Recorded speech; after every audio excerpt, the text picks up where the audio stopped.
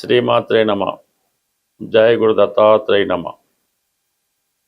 కర్కాటక రాశి వారికి ఏప్రిల్ 12 నుంచి 18 మధ్యలో జరిగే వార ఫలాలు పరిశీలించినప్పుడు కర్కాటక రాశి వారికి ప్రస్తుతం ఒక 4 గ్రహాలు 9వ స్థానంలో సంచరించడం జరుగుతుంది. ఇది ఈ జాతకుడి యొక్క ఆర్థిక స్థితి మీద ఎక్కువ ప్రభావం చూపే అవకాశం ఉంటుంది. ఏదో ఒక ఇన్వెస్ట్మెంట్ చేయాలనుకోవడం కానీ, ఏదో విలువైన వస్తువు కొనాలనే ప్రయత్నంలో తగిన ధనం లేక అది ఆగిపోవడం జరుగుతూ ఉంటుంది. అయితే ఎక్కువగా పుణ్యక్షేత్రాలు దర్శించడం, ఏదో ఒక పని మీద ఇతర ప్రాంతాలు సందర్శించడం, ఎక్కువగా జర్నీ చేయడం జరుగుతూ ఉంటుంది. ఆ జర్నీల వల్ల కూడా కొంత సమయం, ధనం కూడా వేస్ట్ అయ్యే అవకాశం ఉంటుంది. అలాగే కొత్త ఉద్యోగ ప్రయత్నాల కోసం చాలా వరకు మీరు గతంలో చేసినటువంటి ప్రయత్నాలు ఈ వారంలో నెరవేరే అవకాశం ఉంది. అలాగే ఉద్యోగపరంగా మీరు ఎదుర్కొంటున్నటువంటి చాలా సమస్యలకి ఈ వారం ఏప్రిల్ 14వ తారీఖు తర్వాత లభించబోతుంది. ప్రస్తుతం రవి ధనాధిపతిగా భాగ్యస్థాన స్థితి వల్ల మీ యొక్క అవసరాలకి ఇతరుల యొక్క ధన సహకారం లభిస్తూ ఉంటుంది. తండ్రి గారితో వేరెవరి నుంచన్నా మీకు సమయానికి ధనం లభిస్తూ ఉంటుంది. మరి 14 తర్వాత రవి దశమ స్థానంలో దిగ్బలుడై ఉండడం వల్ల వృత్తిపరంగా మీ యొక్క స్థాయి పెరుగుతూ ఉంటుంది, అధికార హోదా లభిస్తూ ఉంటుంది. అలాగే మీ మాటకు తిరుగు లేకుండా ఉండడం జరుగుతూ ఉంటుంది. అలాగే కుటుంబంలో ఒకరికి మంచి హోదా పెరగడం వల్ల, వ్యక్తిగతంగా మీ యొక్క స్థాయి కూడా పెరగడం వల్ల ఆర్థిక పరంగా ఉన్నటువంటి సమస్యలు చాలా వరకు సాల్వ్ అవుతాయి. అలాగే నూతన ఉద్యోగ ప్రయత్నాలు చాలా వరకు ఫలించే అవకాశం ఉంది. ఆల్రెడీ మనకి శుక్రుడు దశమస్థాన సంచారం చేస్తూ కొంతవరకు సహకరించిన రవి ఎప్పుడైతే వచ్చాడో ఆటోమేటిక్గా మీ యొక్క ఆదాయం మరి చాలా రెట్లు పెరిగే అవకాశం ఉంది. ఇది ప్రధానంగా స్త్రీలకి, ఈ రాశిలో ఉన్నటువంటి స్త్రీలకి హోదా పెరుగుతుంది, ఆదాయం లభిస్తుంది. కుటుంబంలో మీ మాటకి విలువ, గౌరవం పెరిగే అవకాశాలు చాలా బలంగా ఉన్నాయి. అలాగే కొన్ని కొత్త పరిచయాలు మీ జీవితాన్ని కొత్త మలుపు తిప్పే అవకాశం అది ఉంటుంది. ఇక ప్రధానంగా బుధుడు భాగ్యస్థాన స్థితి విద్యార్థులకి చాలా అనుకూలమైనటువంటి స్థితి. మీరు ఒక ఇంటర్వ్యూలో అటెండ్ అయినా, ఏదైనా కొత్తగా కాలేజీలో సీటు కోసం ప్రయత్నం చేసినా, చిన్నపాటి ఉద్యోగం కోసం ప్రయత్నం చేస్తున్నా మీ యొక్క ప్రయత్నం చాలా వరకు నెరవేరే అవకాశం ఉంది. అంటే నిరుద్యోగులకి ఏదో విధంగా ఉపాధి అవకాశం లభించే అవకాశం ఉంటుంది. బట్ అయితే మరి పెద్ద స్థాయి ఉద్యోగం కాకుండా ఒక టెంపరీగా మీకు సరిపోయే విధంగా ఒక చిన్నపాటి ఉద్యోగం మీకు లభించే అవకాశం ఉంది. అలాగే ఏదైనా స్వతంత్ర వృత్తి చేపట్టాలనుకునే వారికి కొంతవరకు నిరాశ ఎదురవుతూ ఉంటుంది. అలాగే మీరు చేసే రుణ ప్రయత్నాలు కూడా చాలా వరకు వాయిదా పడడం జరుగుతూ ఉంటుంది. అంటే ప్రస్తుతం మీకు అష్టమ స్థానంలో రాహుగ్రహ సంచారం వల్ల ఈ సమయంలో మీరు ఏ ప్రయత్నం చేసినా, ఏ వ్యాపారం చేద్దాం అనుకున్నా దానికి తగినటువంటి ఆర్థిక వనరులు దొరకడం కష్టమవుతూ ఉంటుంది. అలాగే ఏదైనా బ్యాంకు రుణం ప్రయత్నం చేద్దాము, పెద్ద మొత్తంలో రుణ ప్రయత్నాలు కూడా చాలా వరకు వాయిదా పడుతూ ఉంటాయి తప్ప ఆ సమయానికి అందే అవకాశం అయితే లేదు. కాబట్టి సాధ్యమైనంత వరకు జాతకులు ఉద్యోగ పరంగానే వెళ్ళాలి తప్ప వ్యాపార పరంగా వెళ్ళడం అంతకు మంచిది కాదు. బట్ ఏదైనా ఈ సమయంలో మీరు చేసే కొత్త ఉద్యోగ ప్రయత్నాలు చాలా వరకు ఫలిస్తాయి.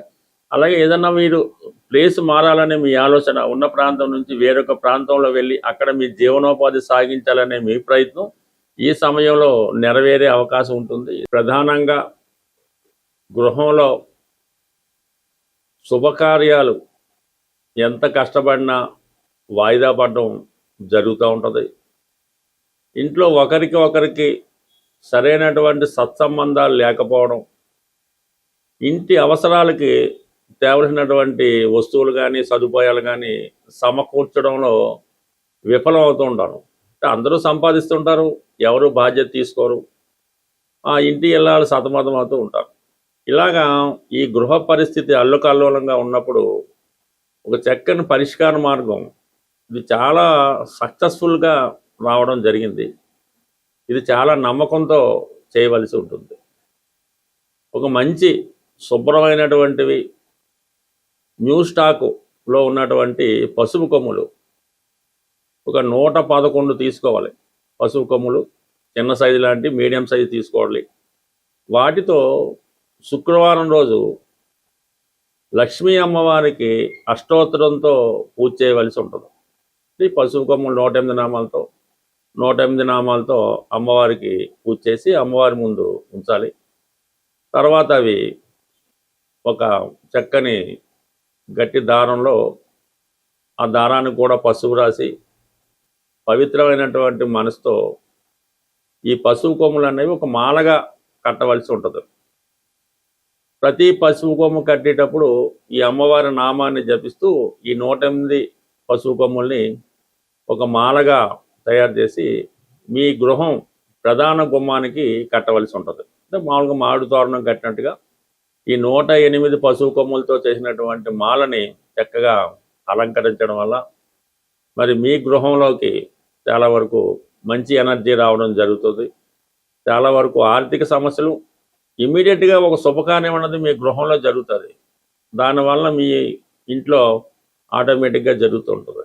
ఈవెన్ చాలా కాలంగా ఈ పెళ్ళిళ్ళు శుభకార్యాలు జరగని కుటుంబాల్లో కనీసం సంవత్సరంకి ఒకసారైనా ఈ సత్యనారాయణ స్వామి వ్రతము, వరలక్ష్మి వ్రతం లాంటివి చేసి 10 మందికి పిలిచి ఏదో భోజనాలు పెట్టడం వల్ల ఆ ఇల్లు కలకలాడుతూ ఉంటుంది. బట్ ఈ విధంగా ఈ చిన్నపాటి పరిహారం పాటించండి. ఖచ్చితంగా మీకు ఇంట్లో చక్కని మార్పు రావడం జరుగుతూ ఉంటుంది. ఇక ప్రధానంగా సమస్య వివాహం. ఇప్పుడు అమ్మాయిలకి పెద్దగా వివాహ సమస్య అయితే లేదు. మరి ఈ మ్యారేజ్ సంబంధించినటువంటి మ్యారేజ్ బ్రోకర్స్ అవనివ్వండి, వీళ్ళంతా కూడా అమ్మాయిలకి ఫ్రీ రిజిస్ట్రేషన్ చేసుకుంటున్నారు. అబ్బాయిలు అయితే డబ్బులు కట్టవలసి వస్తుంది. మీ యొక్క అబ్బాయికి కానీ మీరు అబ్బాయిలు అయితే తొందరగా వివాహం జరగడానికి ఒక నమ్మకంతో చేసే పరిహారం. అంటే ఏదన్నా ఒక వారమో ఒకసారో చేస్తే సరిపోదు. ఎవరికి వారే స్వయంగా చేయించవలసినటువంటి పరిహారం ఇది. ప్రధానంగా అబ్బాయిలు మంగళవారం రోజు ఆంజనేయ స్వామి వారి ఆలయంలో సాయంకాలం పూట జిలేబీ పంచిపెట్టవలసి ఉంటుంది అక్కడ ఉన్నటువంటి భక్తులకి. ఈ విధంగా కొన్ని వారాలు పంచిపెట్టడం వల్ల వివాహానికి అనుకూలత ఏర్పడుతూ ఉంటుంది. అలాగే వీరు ఈ స్ఫటికమాల ధరించవలసి ఉంటుంది. మెడలో స్ఫటికమాల ధరించడం వల్ల అబ్బాయిలకి తొందరగా వివాహం కుదురుతుంది. మీకు ఏదైనా చిన్న చిన్న బలహీనతలు ఉంటే వాటి నుంచి బయటపడడం జరుగుతూ ఉంటుంది. ఇక ప్రధానంగా గురువారం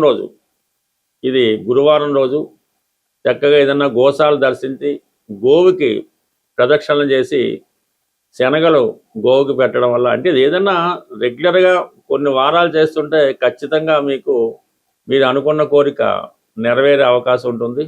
ఇవన్నీ కూడా చాలా కాలంగా పాత పరిహారాలు మళ్ళీ మర్చిపోయి ఇప్పుడిప్పుడే మళ్ళీ కొత్తగా అమల్లోకి రావడం జరుగుతుంటుంది. బట్ ఏదైనా అన్ని సమస్యలకి పరిష్కారం రెగ్యులర్గా మీరు హనుమాన్ చాలీసా పారాయణ చేయడం కానీ, సుందరకాండ పారాయణ చేయడం కానీ, రామాయణం ఈవెన్ టీవీలో కూడా ప్రతిరోజు రామాయణం వినడం వల్ల ప్రధానంగా నిరుద్యోగ సమస్య పరిష్కారం అవుతుంది. పిల్లల యొక్క అభివృద్ధి, వారి యొక్క సక్సెస్ మీరు చాలా వరకు చూడటం జరుగుతుంటుంది. ఏదైనా దైవాన్ని మించినటువంటిది అంటే ఇటువంటి రాముడు, సూర్యుడు ఇవన్నీ మనకి తొందరగా అనుగ్రహాన్ని ఇచ్చే దేవతలు. స్వస్తి.